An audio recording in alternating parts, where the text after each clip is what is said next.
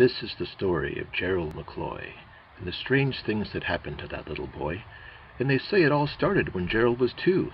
That's the age kids start talking, at least most of them do. But when he started talking, they say in his case, when the time came for words to come out of his face, Gerald, they say, sat up straight in his bed, and he looked at his folks, and you know what he said? He didn't talk words, he went instead.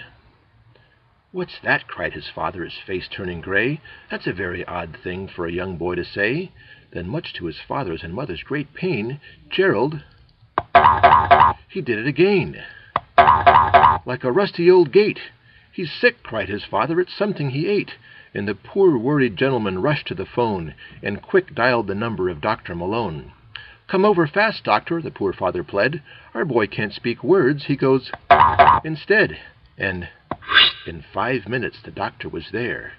"I say," said the doctor, "this case is quite rare. Now open your mouth, lad, open it wide. Say, 'Ah,' while I take a good look down inside." But just as the doctor stared down the boy's throat, Gerald went like a boat. Then the strangest new noises all started to flow. He went like a pigeon, and like a crow, then 5 times in a row. "Good grief," thought the doctor, "what's that the boy said? He doesn't talk words, he goes instead. There's no cure for this, I can't handle the case." And he packed up his pills and walked out of the place, leaving poor, frantic Mr. and Mrs. McCloy alone in the house with their boy, going like a sheep. And all the next day he went like a jeep, and all the next night he went in his sleep. And as the months passed, it grew louder and louder. He was soon going like a big keg of powder. 'Twas then that his father said, "This is enough. He'll drive us both mad with this stuff. A boy of his age shouldn't like a fool. He's got to learn words. We must send him to school." So they took their boy and brushed his hair neat, sent him off to the schoolhouse on Mulberry Street. But half an hour later, alas and alack, with a poor Gerald came back with a in his eyes looking hurt, and a note from the teacher pinned onto his shirt. A letter that read, "My dear Mr. and Mrs. McCloy, your stupid son Gerald is a most hopeless boy. We just cannot teach him, for we have a rule that pupils must not go in our school. Your son will go all his life, I'm afraid. Sincerely yours, Fanny Schultz, teacher, 1st grade." His mother, the tears she shed, she cried 15 handkerchiefs full as she said, "Oh, we'll never hear words coming out of his head. We'll always hear instead." Now, what would you do if it happened to you? If you wanted to speak, but whenever you tried, a noise like came up from inside.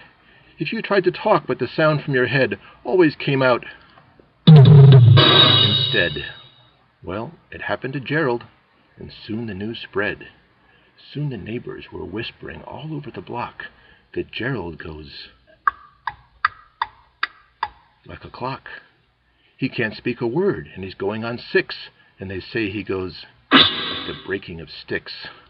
Oh, the life in his house is just awful, they say. They can't get a cook or a maid who will stay. His drives them away. And Gerald, the poor fellow, soon found when a guy goes, no one wants him around.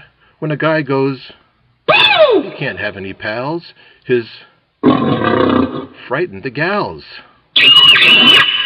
In that whole great big city, no child would go near him. They'd lean from their windows and taunt him and jeer him. "Nya, nya," they all shouted, "your name's not McCloy, your name is the noisy mouth boy." And Gerald in shame hung his head, 'cause he couldn't talk words, he went instead. And Gerald from that time on knew that his life was a failure, for what could he do? Oh, he'll never make good, Gerald thought with a sob, for when a boy goes, he can't hold down a job. Yes, when a boy goes, he's got no place to go. So late one cold night he went out in the snow, If he died, who would care? He'd be better off so. Then suddenly, whilst he ran clippity-clop through the storm, right behind him, a voice shouted, "Stop! Aren't you Gerald the lad who makes squeaks? Mac, I've searched for you many long weeks. Mac, please don't run away. Mac, please stay. I can make you the most famous lad in this nation, for I own radio station. I need a smart fellow to make all the sounds, who can like a dog and go like the hounds.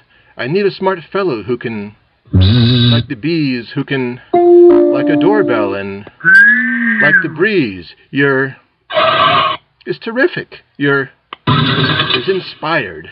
Please come to Mac. You're hired."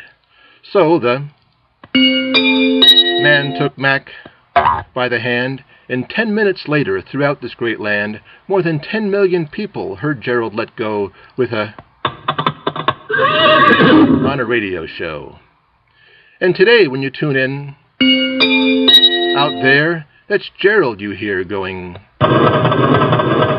on the air. From dawn every morning till late every night, he goes to